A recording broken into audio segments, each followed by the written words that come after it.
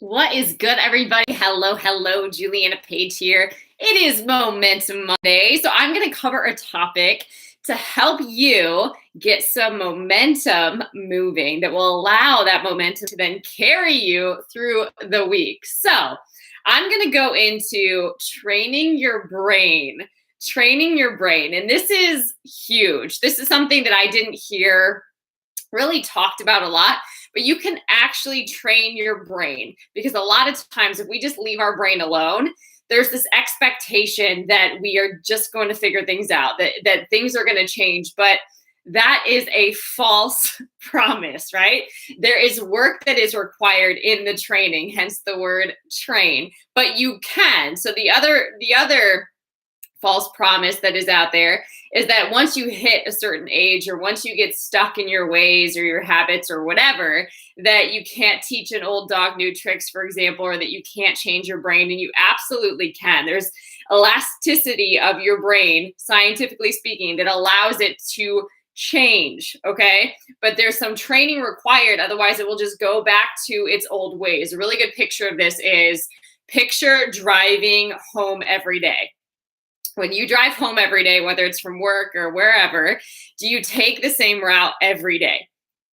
Often the answer is yes, right? We're not adventurous. We know the way that is the fastest, right? We know if we leave at this time, we're going to get there approximately at this time. So we go that same route. So there's literally a groove in your brain for that thought pattern, okay? Now, imagine that you start taking like a country route, or maybe you go through a meadow, or there's not even track, and you start driving through and you start making pavement. You start making a new groove in your brain. That's literally how it works. You can train your brain to do something different, but there is that intentionality behind it. There is that effort of doing new things to train your brain to do something new. So I'm going to walk you through just a couple of simple examples and give you some practical ways that you can start really training your brain to succeed if you are in a default setting of negativity, expecting the worst, of really just going through the motions and doing the same things over and over again, yet not being happy in your life. Or deeper than that, not even being self-compassionate. A lot of times the way we talk to ourselves is super negative, right? If we were to talk to other people the way we talk to ourselves, it would be bad. It would be bad. So I'm going to go through a couple of things. So first example that I want to invite you to think about is, think about if you were an athlete, or a time where you had to practice something or rehearse something before it happened. This could have been something like a book report, your first book report in school. Maybe you had to make a shadow box or something, or you had index cards and you had to learn something and give a presentation in front of the class. Maybe you really freaked out about that. Maybe you were solving a math problem and you had to go up to the board and complete that problem in front of the entire class. But think about a time where you had to rehearse something or practice it mentally before it happened. Maybe you even were doing a show. A lot of times young kids, I know that I did this, a lot of times young kids want to put on plays or presentations for their parents, right? There was another thing too I'm thinking about, even from my school experience, where we had to, oh man, they weren't like caricatures, but we had to literally study a certain figure from history, and then we dressed up like that person, and somebody would come, there was like a show, so somebody would come through the class and they would push your button, and then you just give a speech like you were that person. So there's a rehearsing or a practice beforehand. I know I was a former athlete, so because I actually started gymnastics late. Like I started doing gymnastics when I was in about like 6th grade or so. I didn't even know gymnastics existed. I didn't even know what it was. So because I started in 6th grade, right? Like I was older, taller, right? All the things than your average young kid that starts gymnastics. So I was determined to absorb and to learn everything that I could. So I would watch these gymnastic videos. They used to have these really great videos where they would profile the entire gymnast's life and her story of hardship and how she got involved in gymnastics and this competition that she was setting her up for the Olympics and blah, blah, blah, blah, and how she got injured and how she overcame, right? There was this whole thing. But I would study these gymnastics routines over and over and over again and just watch them and watch them. And then when I was doing my own routines, whether it's on the balance beam or the uneven parallel bars or the floor or the vaults, whatever, I would watch the videos. I would have people record me and watch the videos so I could see and get that mental imprint of like, what does it look like? Where am I off? What do I need to really think about when I'm doing this move, right? So that I could see it differently. Because a lot of times we have a very limited view of how to see something. So gymnastics and just athletics in general, I was also a college track athlete. So rehearsing races before they happened, or doing workouts and practicing certain moves over and over and over again to literally train not only my mind but my body to follow through. Like if your mind is in the right place, then your body follows, right? So really, really interesting. But those are examples of how you are training for something before it happens, okay? But a lot of times what we do is we rehearse the negative of something, right? And then that becomes a self-fulfilling prophecy. So instead of activating our faith and visualizing how well it's going to go, the best case scenario, being excited about it, we, because of maybe being disappointed, being let down, we don't want to get our hopes up, right? The word actually tells us that hope deferred makes the heart sick. So there's this tendency that because I've been hurt before, I don't want to get my hopes up. Because I failed before, I don't want to try again, right? But that also is not a good path to follow, because you can stay there and you can live your entire life there.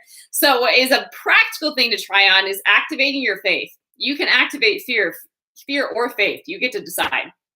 Okay. But what if it works? What if it's better than you expected, right? What if you kill it, right? So practice, right, by visualizing it before it happens. So that's one of the skills that you can do. Visualize a thing playing out before it happens. So let's say, let me give you practical examples. Let's say you have a presentation for work. Okay. Practice that. Like, do whatever you need to do to facilitate the environment like it's going to be when you have to do that presentation. So if you're going to be on a Zoom call, practice a Zoom. You can record yourself on Zoom and watch it back. Were you convincing? Were you calm? Were you cool? Were you collected? Were you confident? Were your points legit? Were they on point, right?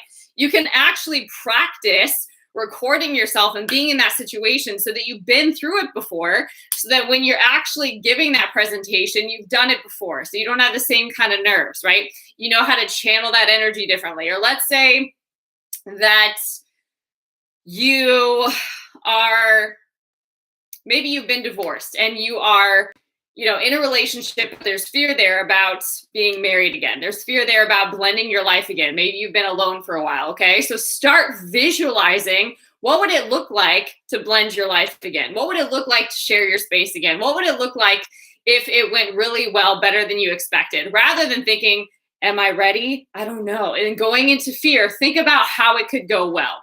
Hopefully those examples help you. Or another example, let's say that you desire to move, okay? Start driving through like the neighborhood where you see yourself being, or maybe go on a home tour, or maybe start building out a Pinterest board, but start visualizing what it is, start moving towards it visually, okay? So that's the first thing that I want to share with you, is that you can train your mind for success, but you've got to see it. You got to see it with your eyes of faith. You don't have to see it in the natural, right? But see it with your eyes of faith and start rehearsing that. Start visualizing it. Start daydreaming about it. Start dreaming in the night about it, but start seeing clearly what it is that you're going after. The next one would be to journal. Sometimes we can't just make a straight cut towards the visualization. Maybe we're not that clear yet. So sometimes it helps just to, if you've got some blockage, just to journal out all the stuff that's in the way. Like, get really clear about anything that's in the dark, okay? Just be completely transparent, right? Like, what are you hiding? What is the fear? What if it happened? Just journal out all of the feelings and emotions that you have, and then plot point things that you actually do want. Sometimes that's easier than writing a narrative about what you want. Sometimes you can just write little bullets of what you want and things that really matter to you. Just list them out first, and then you can expand on it later. But that's another really great thing to do. Sometimes when we're going all the time, we're just busy. We wake up at a certain time. We're taking care of kids. We're going to this job. Maybe you have 2 jobs, right? Like, you're just going all the time. Sometimes you just need to sit and start taking a really good look at what is going on in your mind every day. Where are you feeling?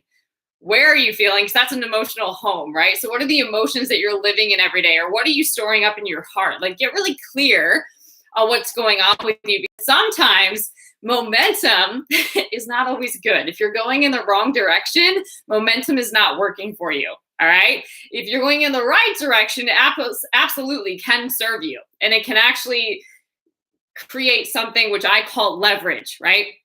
When you have the right consistency of the right momentum going in the right direction, that can actually start carrying you, where it starts to feel like a flow.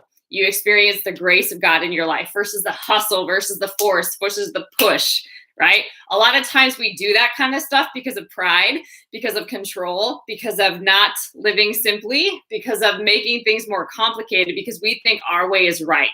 So the best way to break that cycle is just humble yourself and let God start guiding and establishing your steps again. So that's number one, is visualize. Number two is journal and just get clear that way. If the visualization is not flowing, you can go to journaling.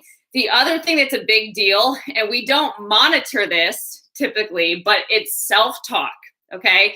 We can talk ourselves into something, or we can talk ourselves out of it. Usually we're great at talking ourselves out of things. Usually we're awesome at that. We're awesome at dropping excuses. We're awesome about giving ourselves shortcuts. We're awesome about quick fixes. We're awesome about, cutting ourselves a break instead of pushing ourselves sometimes. We are really great at limiting ourselves, okay?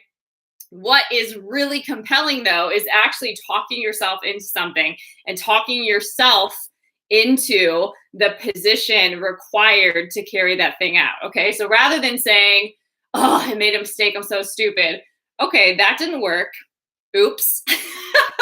Great feedback. Here's what I'm going to do instead. Like, being able to have self-compassion, being able to talk yourself into it. Okay, that didn't work, but I see what I did, and here's what I'm going to do next time, right? That accountability, that self-talk, that ownership is huge, okay? And it really is subtle, but there's a difference with self-talk between guilt and shame, and it's huge, okay? So you can feel in a moment the guilt of making the wrong decision, all right? Like, oops, I made a mistake, but here's what I'm going to do to fix it, and next time it's going to go like this. Like, I'm going to learn from the mistake, and I'm going to be better because of it, right? The mistake isn't going to change me in a negative way. Now, that's guilt. With shame, though, shame would tell you, it's subtle. It would say that I'm a mistake because I keep making mistakes like this. I'm stupid, or I'm a mistake, right? And then that literally turns us into a lot of internal negative self-talk. So it's really important to start paying attention to how you're talking to yourself. And if you don't talk to yourself well, it's really important to start feeding yourself or listening to people that are really good at talking to themselves. Listen to sermons, listen to the word of God, listen to what it is that literally lifts your spirit, that encourages your spirit, that allows you to start thinking differently and talking to yourself differently. Oh, wow, I really like how that person said that. I'm going to apply that now. Or, ooh, like that declaration is really powerful. It calls my soul into order, right? I'm going to start saying that over my life. Or literally writing down things that you need to remind yourself. Like, scripturally speaking, I have a whole list that I say to myself all about I'm the head, not the tail. I'm above only, never beneath. I'm the lender, not the borrower. My gift makes room for me, right? My steps are ordered. Just like reminding myself of things when I need to remember them. Super important, because it doesn't give me the luxury then of going down into a pit, right? We fall into these pits of despair, and it's really hard to crawl out of those sometimes. But if you're actively practicing your self-talk every day and what you want to remind yourself, what you want to think, how you want to feel, how you want to relate with other people, as you're intentional about that and you take ownership over your happiness, because that's important. It's really important that we're happy people, right? As you are intentional about that, you will notice a shift too. And then when you start talking to yourself different, you start thinking different, you start feeling different, and you start behaving different in the world. It is a kind of a chain reaction. Super powerful. So those are ways that you can train yourself. You can train your brain for success. Now, I will say, just because I'm giving you 3, visualize, journal, self-talk, right? I recommend having your own toolbox that will help you perform under pressure. Okay. A lot of times we don't even step outside of our comfort zone anymore. Okay. We literally don't create opportunities for ourselves to put all doubt, hesitation, disbelief, and fear aside. Like we don't even put ourselves in situations where we're going to feel uncomfortable. All right. And so that is what starts to keep us safe. That is what starts to keep us comfortable. And that is a place of actually high risk, because risking nothing is risking everything. So I think I've shared, maybe here, maybe not, definitely on the Spirit Filled Real Talk podcast. If you haven't listened to that, there's a lot of great content over there. It's Spirit Filled Real Talk with Juliana. I'll put info down below.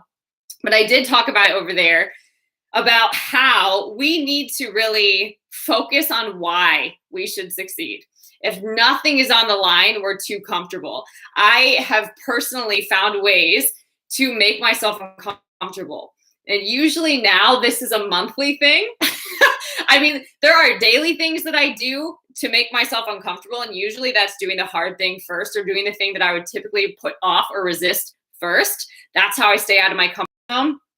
A lot of times too, on a day-to-day basis, I notice that it's speaking up or just giving what it is that I feel like I need. I give it. Weekly, same thing. You kind of like build on that. But monthly for sure, I look for ways to stretch, whether that's in the sphere of relationships in my life, whether that's trying a new skill or adventure. You know, it can be anything random. I shared about learning how to DJ, or if you've never, traveled to a certain place, like literally putting yourself in environments or in situations where you're required to learn something new.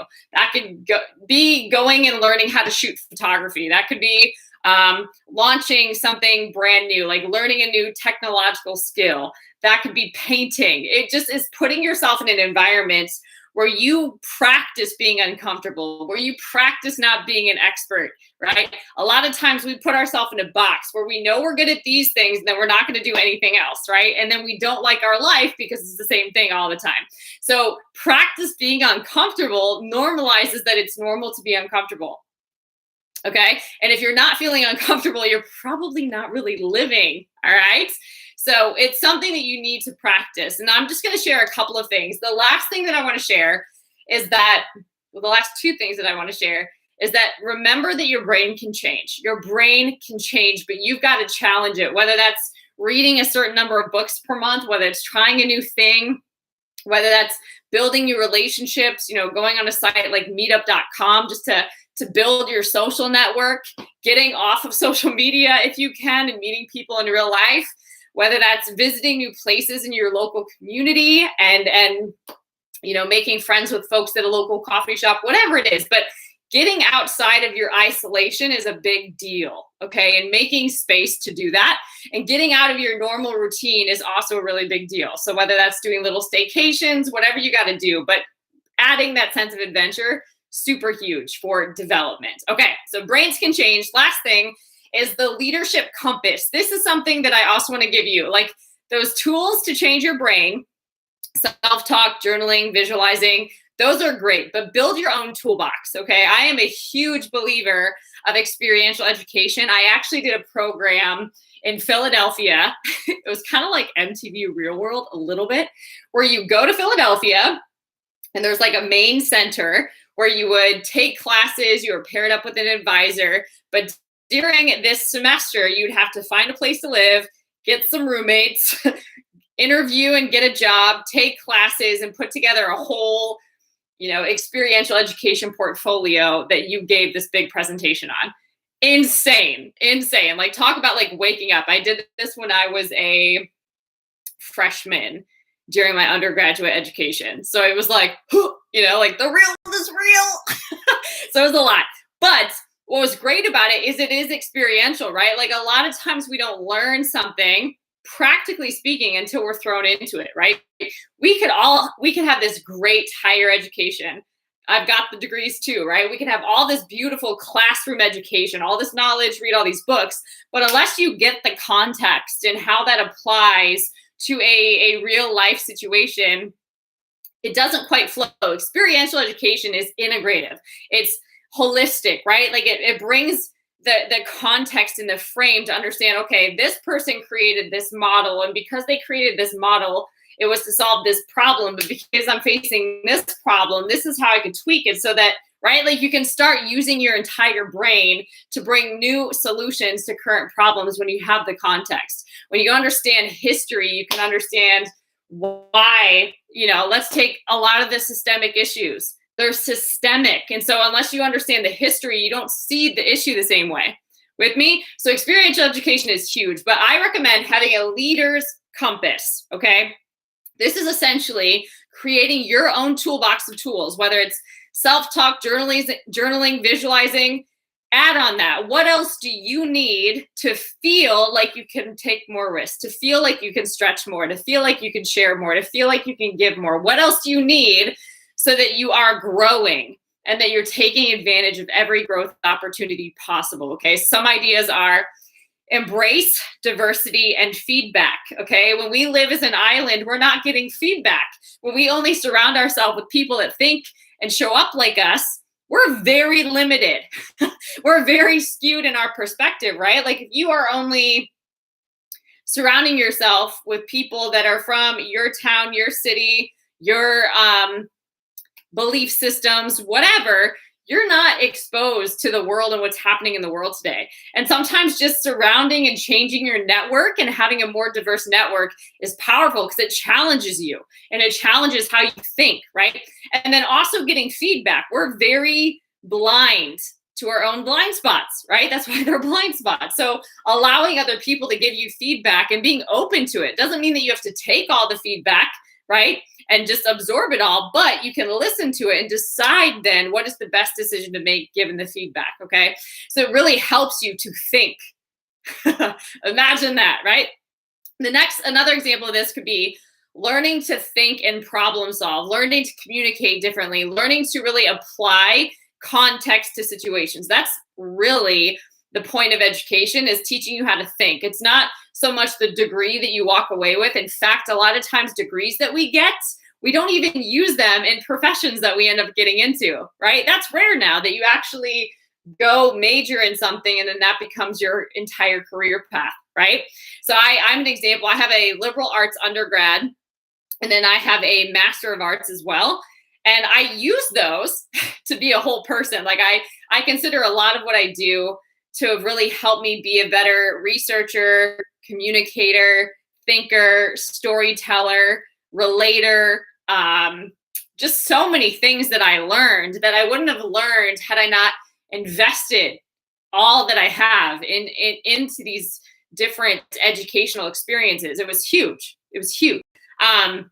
But mostly it helped me to think. It helped me to problem solve. It helped me to communicate differently. It helped me to have different perspective. It helped me to really develop my mind. It helped me to embrace learning and to love learning and to always be a student, right? And to not get locked into any one thing and to understand that the more I think I know, the less I actually know, right? And to just really give myself grace to continue to learn and grow and give that same inspiration and hope to people as well. So it also has allowed me to be really diverse in the exposure that I've had and in the many different life experiences that I have so that I can be relatable to more people, which also makes me more effective as a communicator and a person. So that's an example. So create opportunities for you to apply context and more learning to what you do, whether that's getting more certifications, whether that's formal education, whether that's hiring a mentor or a coach, whether that is taking a local class to learn something new. Embrace that. Embrace the gift that it is to constantly be learning and growing. And then I would also add, get a broader learning experience, whether that's experiential education. That's one of the best things, I think. But pursue ongoing learning, right? Like just because you have a degree, that doesn't mean that you arrived. In fact, because you could have a master's degree and still not be able to go get a job. What learning helps you do, particularly if you get broader learning, it helps you to be the CEO of me, all right? When you are the CEO of you, you are the job, okay? And then you can build and grow and start employing other people. All right. So hopefully this helps you, but I really just want to encourage and inspire today this revelation, maybe for some, but this reminder that your brain can change. You are not stuck where you are. It's just a matter of thinking differently, of problem solving. And you have, right, when you hear that you have exactly what you need to solve the problem at hand, you do. But you've got to start utilizing these inner faculties that you have and start tapping into your potential if you do want that to come out of you, right? So my encouragement to you today, build momentum in your own experience around something that you want to learn, whether that's going and acquiring a skill, maybe that's integrating skills that you already have into your life. Like, are you going to journal every day? Are you going to practice visualizing more, like a few days a week, for 10, 15 minutes at a time? Are you going to schedule a staycation? Are you going to go set up like a date with yourself to actually, write down your dreams and desires again, or your vision again, because maybe you shut that out and you're just so in a habit of going through the motions? What are you going to do? Are you going to enroll in that class? Are you going to go learn that thing? Are you going to hire a coach? Are you going to be on the lookout for a mentor? Are you going to get some referrals for some mentors? What are you going to do to help you start training your brain to succeed? That's a personal thing. Maybe it's you just pray about it first to get some feedback, right? When the student is ready, the teacher appears. So I just encourage you to think about how you are led to train your brain to succeed. Is it your self-talk that needs to shift? Are you having trouble seeing clearly what's next for you, right? And what you desire? Is it being able to articulate yourself better and communicate better? Just really start exploring where that area is that you really want to start thinking differently, and what is your next step to start activating that into your life. All right. You can train your brain to succeed. The question is, will you? All right, guys, I hope this message blessed you. If it did, and even if it didn't, show some love. If you made it this far, give me a like. You can also subscribe to this channel. I would really appreciate it. It's honestly the only way that video content like this gets out to other people. So make sure that you subscribe. You can also copy the link and share it with a friend. And then if you want to connect, there's a lot of great things coming down the pipeline, new books, all sorts of fun things. I will put the details below. All right, guys, until next time, stay blessed.